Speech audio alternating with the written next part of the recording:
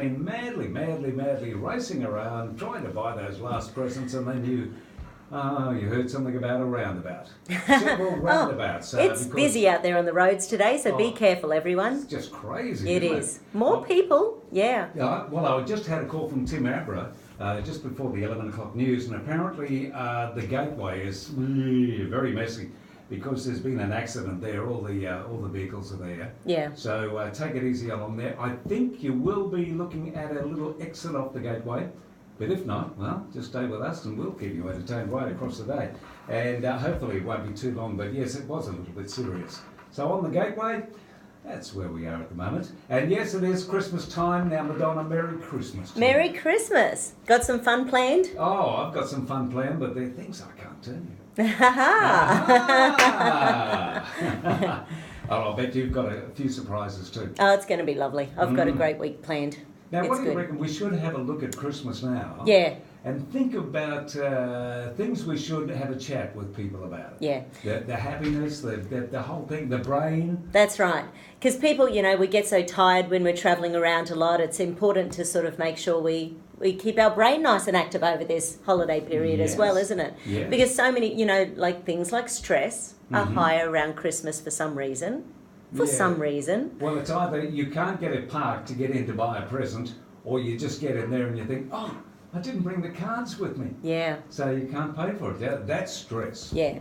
And there's it's all the family get-together, it's all the gatherings, it's all of the extra conversations, and, especially when we are looking at our life and we think, well, where are we this year? And 25 people are going to ask you, so, what's your year been like? Well, the year, I sort of tend every year, the end of the year, I think, oh, yes, I'm looking forward to the next year. Yes. Obviously, because everyone has that thought.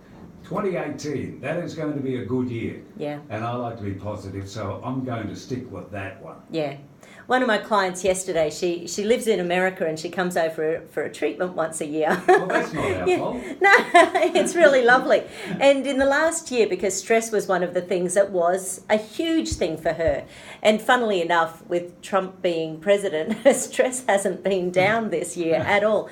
And because she's in that age bracket where she's only got a year until retirement, it's sort of funny.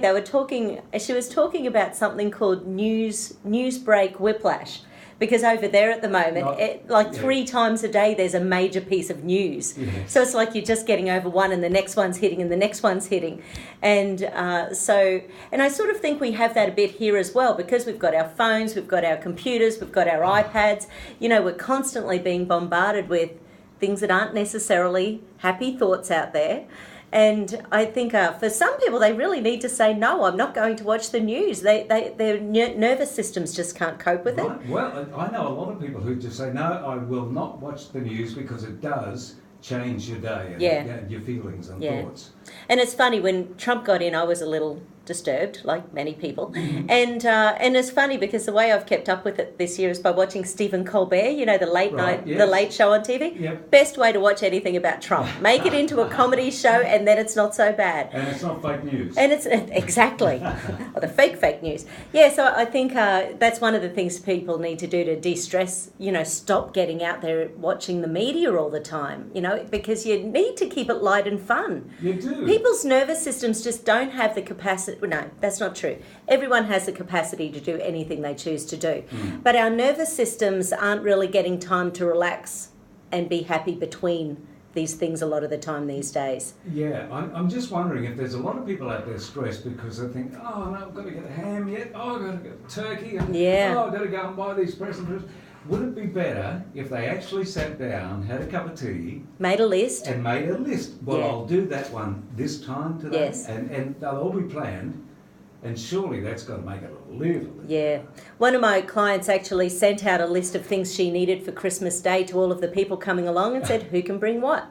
Oh. And this is the first time she's done that, and it was interesting. She was surprised how many people said, yeah, I'll do the potato salad. Yeah, I'll do the eggs, the deviled eggs. I'll do this, So therefore, she's ended up doing about 20% of the work she normally does, and there's always too much food. Yes, and there will be cleaning up afterwards, so I think that's a good idea. Yeah, so I think making those lists and checking them twice. You've been listening to Christmas songs.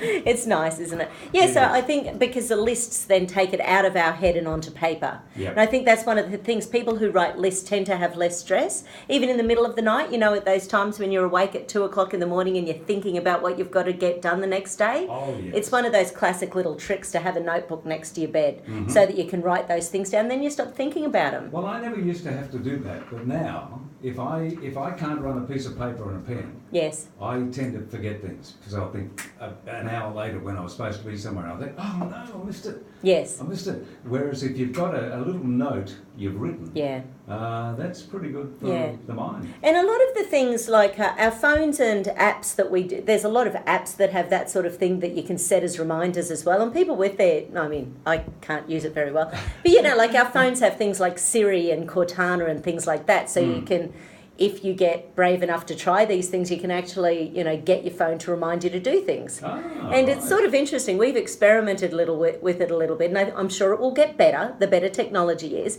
But I think technology is one of those things that we can use to make our life that little bit easier. Yes, to a point. Yeah, there are to a good point. apps like that. Yeah. But unfortunately, with the modern world we live in, everything comes in, doesn't it? I mean, it's a great idea to get a reminder to do something, but Yes. there's a lot of stories out there you think, no, I should. Good old notebook, so much easier, isn't it? You know, much easier. Yeah. Much easier. And I think then as we do tick them off, because, you know, one of the things about social media is that people get that dopamine burst, you know. So when there was a study released just recently where they reckon the average person touches their mobile phone 2,500 times a day. What? And I thought, that can't be right. And then it was funny because I was sort of playing with Facebook one night and I'm going click, click, click, click. And I thought, well, I must have just touched it 300 times, you know, going through this and, you know, opening that and like, you know, so, and what they're finding is that part of the reason for the addiction to technologies, and I'm talking kids, you know, we've got little babies who are being given mobile phones in their bassinet, you know, to keep them entertained. And it's 2D. We've got to remember that phones and technology, they're 2D. They're not 3D. They don't make us use our imagination. They don't make our brain integrate with the world around us, which is why 3D fun and games, you know, around Christmas time is so good. You know, last week we were saying how people who play those games like the cricket and the things in the backyard, they actually eat 20% less than other people at Christmas time. Well, in the same way, their brains are going to stay happier. They're getting that bit of sunshine. They're getting that dopamine burst playing with their family and friends and loved ones. Well, do you think that people still, you know, have the cricket game after Christmas lunch? Well, do you think they still get out in the backyard and do that? Oh, I know it happens down at the park 2 doors away from our place every year. We hear it going on. Good. We've got a pool in the backyard. That is our backyard, so the pool's very well used when it's at our place. Yeah. But yeah, I think that sort of thing really does go on. And down at the Esplanade at Wynnum, and I'm sure it happens here in, you know, as well, there's just thousands of people down there. Well, I'll go for a drive this Christmas and I'll have a look and just see where cricket games are on or whatever. And frisbees and all that sort of stuff. That's all fun and that does take a lot of stress off it. And I know when we get older, you know, your joints and everything, but, you know, it's just being part of it. I think being part of anything is part of getting that dopamine burst, getting that serotonin going, feeling part of the family, feeling part of the crowd. Yeah. As we, you know, when you can, you should. Yeah. You know, the old, if you don't use it, you lose it. So you're happy, you've got a lovely smile on your face, so obviously you're not too stressed. I'm not too stressed. No, that's the way to do it. Yeah. Well, listen, I'll tell you what, we might have a little bit of a break, and then I'm going to come back and ask you what's your Christmas favourite song. Oh, beautiful. If I've got it, I'll play it. Excellent. Yeah, we'll do that. We're talking about Bay FM Health, and Madonna is with us right up until midday. It's 12:20, 100.3 Bay FM. Kenny Loggins.